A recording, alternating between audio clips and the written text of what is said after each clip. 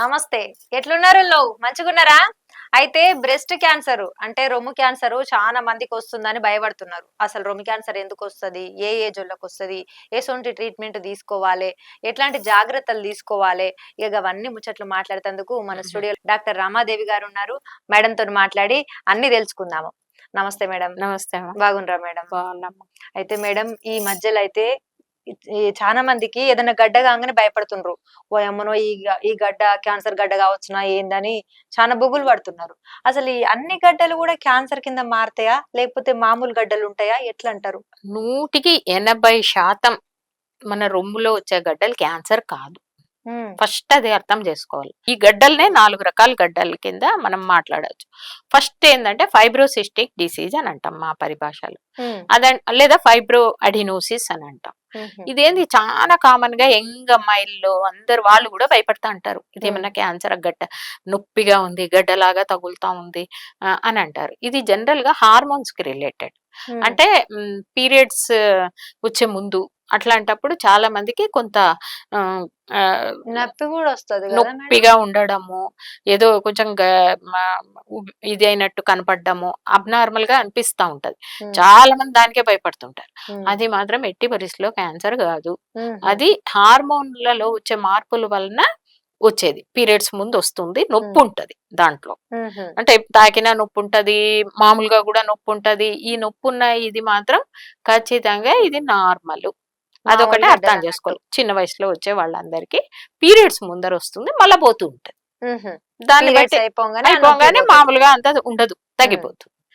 రెండోదేంటంటే చిన్న నీటి బుడగలు లాంటివి ఉంటాయి. సిస్ట్స్ అంటామనమాట. హ్మ్. అవి బ్రెస్ట్‌లో ఉంటాయి. హుహు. దాన్ని గూడా మనం అల్ట్రాసౌండ్ చేస్తే దాని ద్వారా తెలుసుకుంటారు. అది గూడా క్యాన్సర్ కాదు. హ్మ్.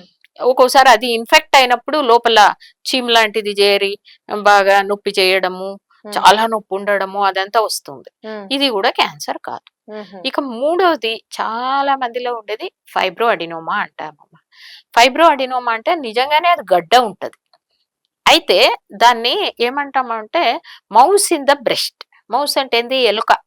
హ్మ్. ఎలుక ఎట్లా కలుగులో అటు ఇటు ఇటు తిరుగుతది. హ్మ్. నువ్వు టచ్ చేసినావంటే ఇటు పోతది, ఇటు హ్మ్. పోతది, ఇటు పోతుంది లోపల. హ్మ్. గడ్డ కనపడుతూ ఉంటది. హ్మ్. గడ్డని పట్టుకుంటే అది జారిపోతా ఉంటది. అటు ఇటు అటు ఇటు ఉరుకుతదన్నట్టు. ఉరుకుతూ ఉంటది. హ్మ్. దాన్ని ఫైబ్రో అడినోమా అని అంటారు. హ్మ్. ఇది కూడా ఖచ్చితంగా క్యాన్సర్ కాదు. ఆహా! కాకపోతే చాలా మంది దీన్ని మాకు గడ్డుంది, గడ్డుంది ఆపరేషన్, ఆపరేషన్ అని చేసుకుంటూ ఉంటారు. హ్మ్. చేసుకోకపోయినా ఏం కాదది. అది హుహు. ఫైబ్రో అడినోమా అని అంటామమ్మ. హ్మ్. ఈ 3 కామన్‌గా ఉంటాయి. ఇవి క్యాన్సర్‌లు కాదు. నాలుగోది క్యాన్సర్. హ్మ్. ఎట్లుంటది? క్యాన్సర్ అనేది దాని లక్షణాలు మనకు వేరుగా ఉంటాయి. ఇప్పుడు ఈ 3 దశలు చెప్పిండ్రు గదా మేడం. నాలుగో దశ ఇది క్యాన్సర్ అని అన్నారు. అసలు ఆ క్యాన్సర్‌ని ఎట్లా గుర్తుపట్టాలి? ఎట్లా ఉంటాయి దాని లక్షణాలు? క్యాన్సర్ లక్షణాలు మంచి ప్రశ్న అడిగావమ్మా. ఇంతవరకు నేను చెప్పా. ఇప్పుడు క్యాన్సర్ కాని గడ్డలు మెత్తగా ఉంటాయి. అవి మెత్తగుంటాయి. మెత్తగా రౌండ్‌గా, హ్మ్. గుండ్రంగా ఉంటాయి. హ్మ్. ఇది ఏందంటే ఎట్లుంటుందంటే రాయిలాగా ఉంటది. గట్టిగా ఉంటది. కార్డ్‌బోర్డ్ లాగా గట్టిగా ఉంటది గడ్డ. హ్మ్. రెండోదేమంటే ఈ నొప్పుండదు. హుహు. అడ్వాన్స్‌డ్ స్టేజుల్లోనే నొప్పొస్తది. ఇప్పుడు మిగతా దాండ్లలో నీకు దీంట్లో అంటే అది నొప్పస్సలుండదు. ఆక్రమించినంక నొప్పెక్కువైతది. నొప్పనిపిస్తది. చాలా ఎక్కువైతేనే నొప్పుంటది. లేతే హుహు. నొప్పుండదు. ఓహో! ఒకటి. నొప్పుండదు. దాని ఎడ్జెస్ ఇర్రెగ్యులర్‌గా ఉంటాయి. హ్మ్. దానిలాగా రౌండ్‌గా, స్మూత్‌గా ఉండదు. హ్మ్.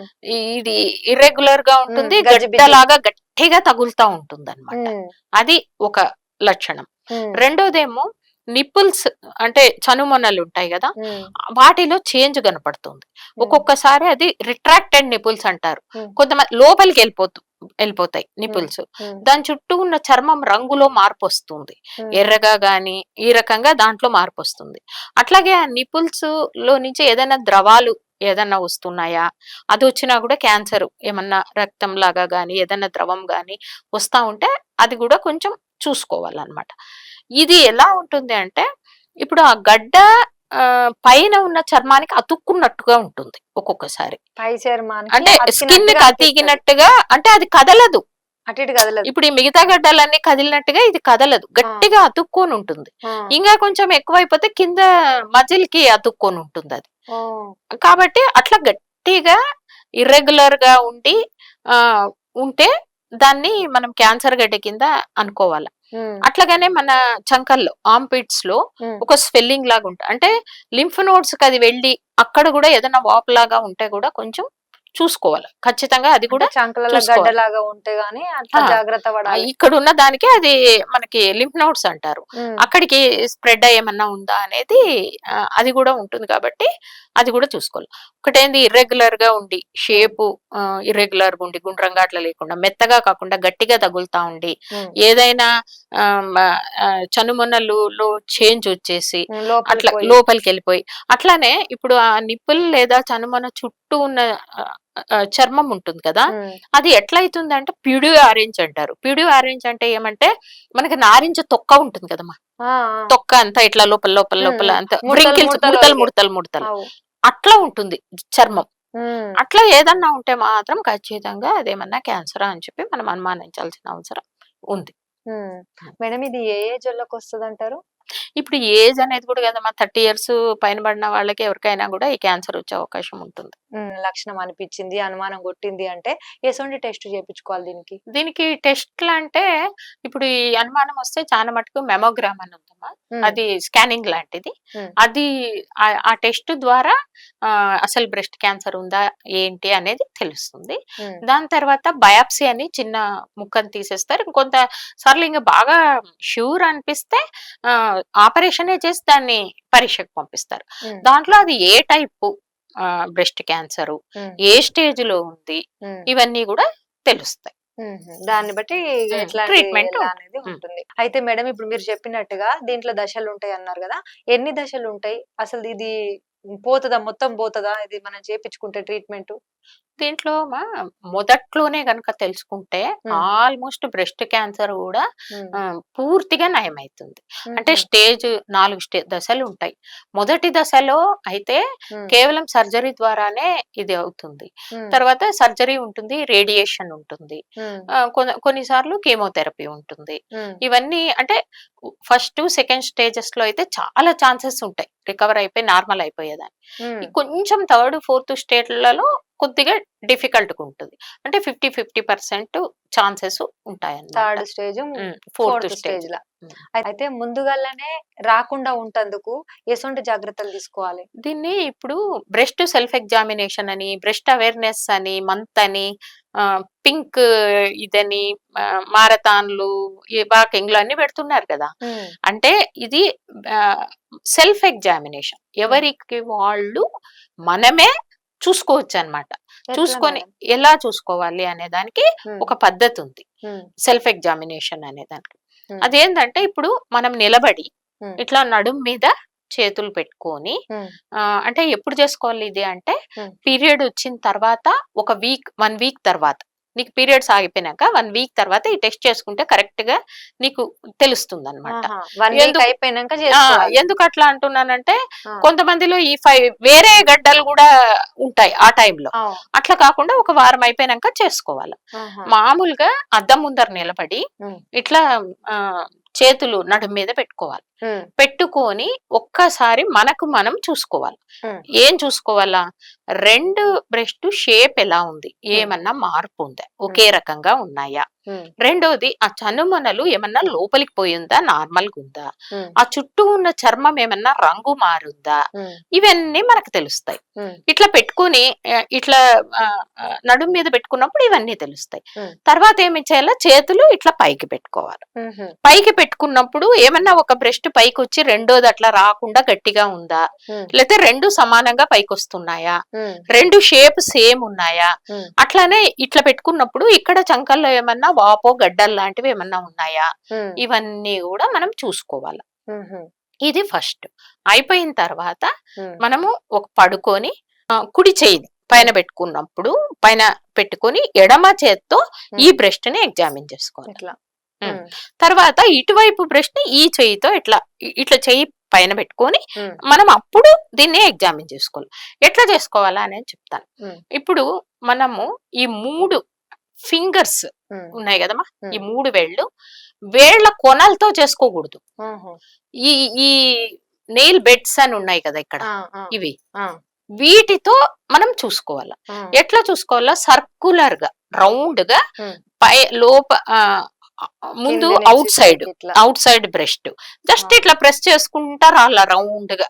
ఉమ్, ఏమన్నా తగులుతా ఉందా దీంతో ఇట్లా ఉమ్, ఇట్లా ఇట్లా ఇట్లా చూసుకోవాలి. ఉమ్, తర్వాత లోపలికి, ఉమ్, తర్వాత ఇంకా లోపలికి, ఉమ్, ఇట్లా రౌండ్స్ లో నువ్వు సర్కులర్ గా చూసుకుంటా ఉత్తుకుంటా రావాలి. ఉమ్, లాస్ట్ కి ఎక్కడైనా నీకు గట్టిగా తగులుతా ఉందా ఉమ్, అనేది తెలుస్తుంది. ఉమ్, తర్వాత ఇటువైపు బ్రెస్ట్ చేసుకోవాలి. ఉమ్, తర్వాత ఏమన్నా ఆర్మ్ పిట్స్ లో కూడా అట్లానే ఏమన్నా గట్టిగా తగులుతుందా అనేది చూసుకోవాలి. ఉమ్, ఇది పడుకొని ఉమ్. ఇట్లా చెయ్యి ఇట్లా పైన పెట్టుకొని ఈ ఉమ్. బ్రెస్ట్ ను ఈ చేత్తో ఈ దీంతో ఇట్లా ఇది పడుకొని. స్మూత్ గా చేసుకోవాలి. ఉమ్, పడుకొని చేసుకోవాలి. ఉమ్. ఇంత ముందు ఏం చెప్పింది, అద్దం ముందర నిలబడి నిలబడి. చేసుకోవాలి. అది ఊరికే ఎక్స్టర్నల్ కనపడుతుంది. ఉమ్, ఇదేంటంటే మనము ఒత్తి చూసుకుంటాం అనమాట ఏదన్నా ఉందా అని. ఉమ్, వేళ్ల కొనలతో ఒత్తితే ప్రతిది గడ్డలాగే కనపడుతుంది. ఉమ్, చాలా మంది టెస్ట్ యూట్యూబ్ లో అవి ఇవి చూసి ఇట్లా ఇట్లా ఇట్లా ఇట్లా ఇట్లా ఒత్తుకొని ఏదో గడ్డలాగా తగిలిందని ఆసుపత్రుల చుట్టూ తిరుగుతారు. ఉమ్, అస్సలు అవసరం లేదు. దీంతో అయితే నీకు గడ్డ అయితేనే తగులుతుంది, ఉమ్, లేకపోతే ఏమీ నీకు ఉన్నట్టు తెలియదు. ఉమ్, ఉమ్, ఖచ్చితంగా గడ్డ ఉండి క్యాన్సర్ అయితే మాత్రం దీనికి తగులుతుంది. ఉమ్. అంటే సో మీకు ఈ వేళ్ళతో 3 కాకుండా వేళ్ళమ్మ, ఈ మధ్యలో వేళ్ళతో ఇది చూసుకోవాలి. మా ఇక్కడే. ఆహా, ఈ ఇప్పుడు ఇది టిప్స్ ఉంది, ఇక్కడ ఇది ఉన్నాయి కదా. దీన్ని నెయిల్ బెడ్స్ అంటారు చూడు, నెయిల్ కింద ఉన్న ఇది. ఉమ్, ఉమ్, ఉమ్. అంటే ఈ ఫస్ట్ కాంచెలు ఇక్కడ ఉంది కదా, ఇగో ఇక్కడ నుంచి ఇక్కడ అన్నట్టు. వరకు, ఇక్కడ ఇక్కడ ఇక్కడ జస్ట్ ఏం లేదు, ఇట్లా ఉమ్, ఇట్లా అదే. ఇట్లా ఇట్లా ఇట్లా ఇట్లా ఇట్లా ఉమ్, ఈ రకంగా ఒత్తుకుంటూ లోపలికి దాకా అది రౌండ్ గా ముందు బయట, ఉమ్, దాని తర్వాత లోపల రౌండ్, తర్వాత లోపల రౌండ్, తర్వాత లోపల రౌండ్, అట్లా మొత్తం 2 బ్రెస్ట్ ని ఎగ్జామిన్ చేసుకోవాలి. ఉమ్.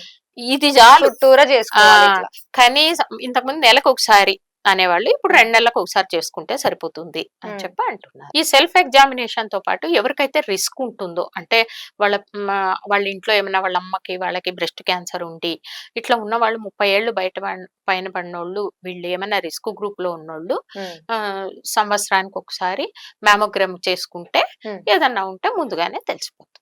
అంటే మీ ఇండ్లల్లో గానీ ఇంకెవరికైనా క్యాన్సర్ వచ్చి ఇట్లాంటి క్యాన్సర్ ఉన్న వాళ్ళు ఉంటే ముందుగానే ఇట్లాంటి టెస్ట్ చేయించుకోవాలని చెప్పి చెప్తున్నారు మేడం. ముఖ్యంగా 40 ఏళ్ళు పైబడిన వాళ్ళు.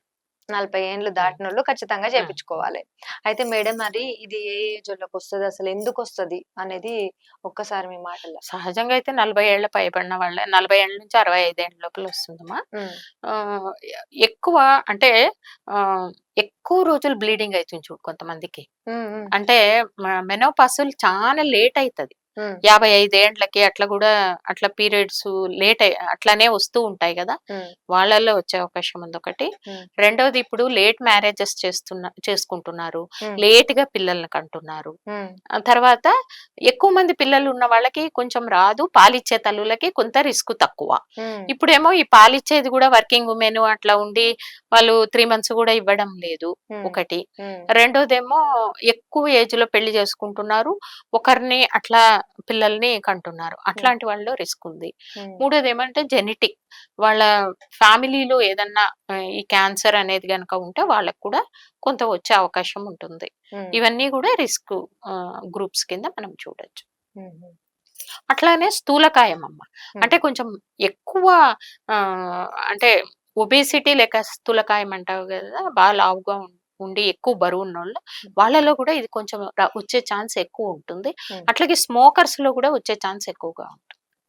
మేడం, మరి ఇదంతా రాకుండా, ఇట్లాంటి బ్రెస్ట్ క్యాన్సర్ రాకుండా ముందుగా ఎట్లాంటి జాగ్రత్తలు తీసుకోవాలి?